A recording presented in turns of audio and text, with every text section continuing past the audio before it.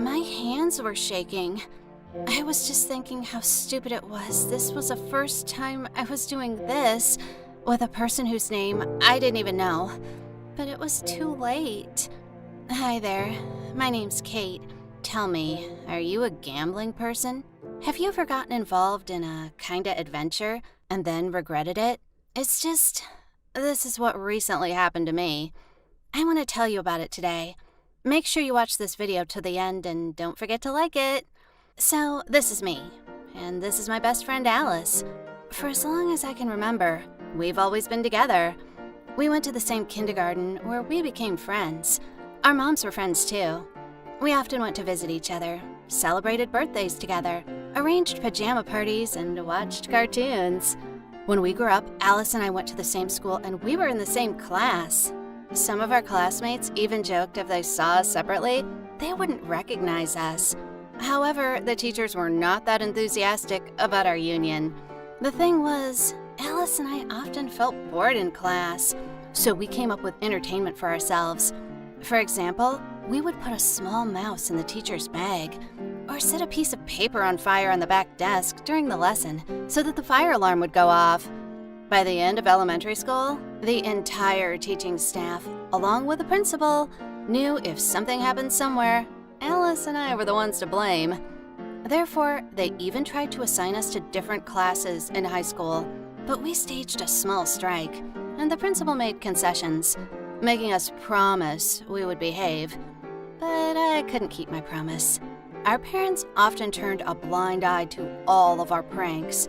They saw both Alice and I had a good academic performance, and they didn't need anything else.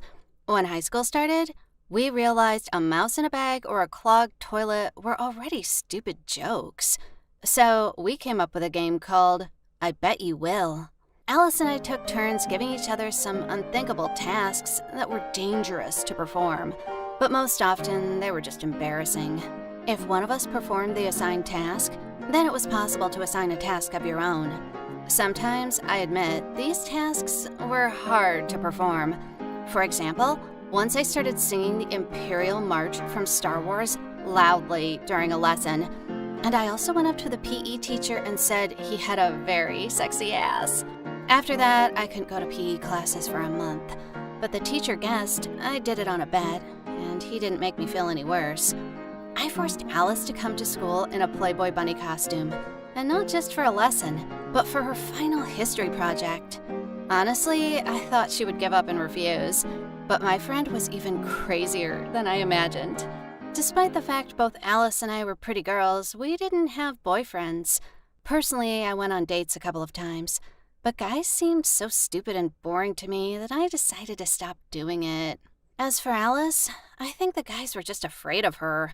She was sharp-tongued, and she always said what she thought. Most likely, the guys didn't want her to make fun of them in front of everyone, so they avoided her. 3 months before graduation, a new student was transferred to our class. His dad was promoted at work, and the whole family had to move to our town. I don't know why they didn't let him finish studying at his school, but the fact was that Ashton was now studying in our class. Normally, Alice and I like different types of guys. I like tall blondes with blue eyes, and Alice liked curly-haired brunettes. Suddenly, we both liked Ashton. And even on his very first day at school, he was a friendly guy with a sweet smile. He was an athlete. All the girls in the class sighed and wished he had transferred earlier. Alice and I were thinking how we could divide him. Of course, we wouldn't fight for a guy and pull out each other's hair, but we had to come up with something. So Alice and I decided on a bet. Our graduation was 3 months away. During this time, we planned to communicate with Ashton, trying to charm him. We agreed in advance not to compete against each other, but the winner would be the one of us he would eventually take to prom. If one of us won, the loser had to step aside and no longer make any attempts to please Ashton. It was fair, but to please the one who didn't get Ashton, the winner would have to fulfill one wish. By the way, this wish couldn't concern Ashton in any way. Deal. Anyway, after we discussed and agreed it was fair enough, we started to take actions. But it wasn't so easy, because other girls tried to get Ashton's attention too.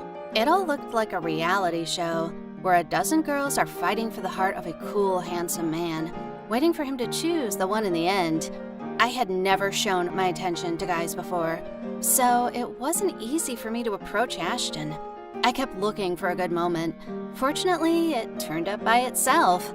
Our chemistry teacher put me in a pair with Ashton in the laboratory. He remembered very well that Alice and I would set the school on fire. I didn't resist, and I got Ashton next to me. We quickly found a common language. We joked and laughed all the time. I caught Alice's envious and slightly angry glances at me more than once, but she was wrong to think I would retreat. After our conversation, I liked Ashton even more, so I was even more determined to win our bet. I really wanted to become his girlfriend. Maybe we could even become the king and queen of the prom. After working together in chemistry class, Ashton and I sometimes started having lunch together. Of course, Alice was always with me, so I couldn't avoid their acquaintance. I understood this was a battle for the heart of a guy, but I wasn't going to leave my best friend either. Alice, who was always a little rude and straightforward, changed beyond recognition in the company of Ashton. She became a sweet, gentle girl who blinked her big eyes and who was too weak to open a bottle of Coke on her own. I just laughed to myself watching this performance, but Ashton acted like a brave knight and was always ready to bring a bottle of soda for Alice, and that was strange. Other girls did not give in either. They invited Ashton to their parties, to the movies, and one girl even decided to personally invite him to the prom. But Ashton politely replied he hadn't made a decision yet who he wanted to go to prom with. Anyway, the last 3 months of our studies looked more like an entertainment show. It seems to me that other guys from our class hated Ashton for attracting so much attention to himself from the girls. The prom was a couple of weeks away, and Ashton still hadn't invited anyone. Alice and I already thought we would be losers, but after one of the school days, Ashton volunteered to walk me home. When we were already there, I thanked him and I wanted to go, but he took my hand and invited me to prom. He sat among all the girls who were too intrusive. He was most comfortable with me, and he would like us to appear together at prom. Of course, I immediately agreed, and I was so delighted to see Alice's loser face when she found out. I didn't think that her reaction would be so strong, but my friend seemed to be seriously upset. She started crying, although she usually always kept her emotions to herself. Even my joke that she could make me go to prom in a garbage bag on a bet didn't cheer her up. Alice kept silent about her desire until graduation. For the whole 2 weeks, she was as quiet as water. I'd even started worrying I'd agreed to Ashton's proposal in vain. It was hard to see my friend in such despair. I went to the prom with Ashton, and I couldn't find Alice for a long time. I was even afraid she didn't come at all, but the girl found me, saying she'd come up with a wish. We went out to the school campus, and she voiced her desire. I should kiss the one who would be the first to leave the building tonight. It didn't matter if it was a teacher, high school student, or even a fat security guard. I didn't want to fulfill her bet. It was my first kiss, and I was hoping to give it to Ashton tonight. Apparently, everything wasn't going according to my plan, but I didn't want to give in. Alice hid behind the school. I started to wait for someone to come out of the building, feeling nervous. Fortunately, a guy from a parallel class came out first. I didn't know his name, but his face was familiar. Not wanting to explain anything, I immediately flew up to him and kissed him right on the lips. For the first few seconds, he was in shock. Then, quite strangely, he started to respond, holding me to him. I didn't expect it at all. Then, out of the blue, I heard Ashton's voice calling me. When I broke the kiss, I saw he was standing next to Alice, who was holding his hand. Ashton didn't say anything to me, but I could see the hurt and disappointment on his face. He turned around and walked back to the school, holding Alice's hand in his. And then I realized it was she who had arranged all this. And the stranger just played along, and Ashton didn't appear here just by chance. Alice didn't apologize, and I didn't want to listen to her.